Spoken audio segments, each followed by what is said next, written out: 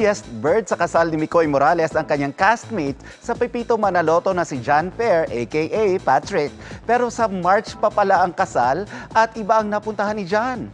Ang kanyang na Patrick in real life moment, alamin sa aking chika. Pambato nila ako, star player. Panggulat ba? Hindi lang sa Kapuso sitcom na Pepito Manaloto nang gugulat si Patrick. Hindi ko sa ipapasok ko sa crucian dahil panggulat ako. Tila naging in character kasi ang gumaganap sa kanya na si John Fair. Ipinost ng castmate niyang si Micoy Morales ang larawan ni John na posturang-postura in his barong. Para sana ito sa kasal ni Micoy, kaso ang wedding sa March pa.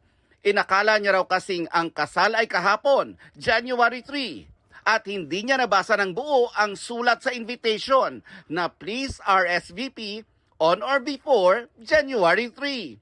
Kaya si John na Patrick sa totoong buhay.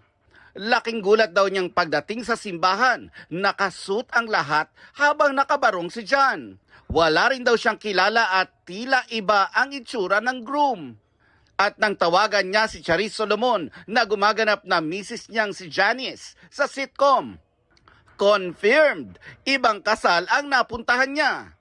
May libo-libong haha reactions online ang post ni Micoy kung saan nagbiro siya na newlyweds baka pwedeng makahingi ng kopya ng same-day edit video. Nakita si John.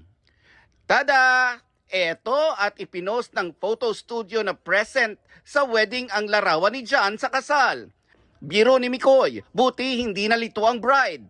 Kasi si John at ang groom lang daw pala ang nakabarong. Sabi ng netizens, parang episode sa Pepito Manaloto ang nangyari. O baka na-excite lang si Patrick sa paghihintay kung may hotdog ba sa reception. Sa Pepito Manaloto kasi, favorite ni Patrick ang hotdog. Sarap pa. May mga pagkain kang kailangang iwasan. Gaya po ng ano?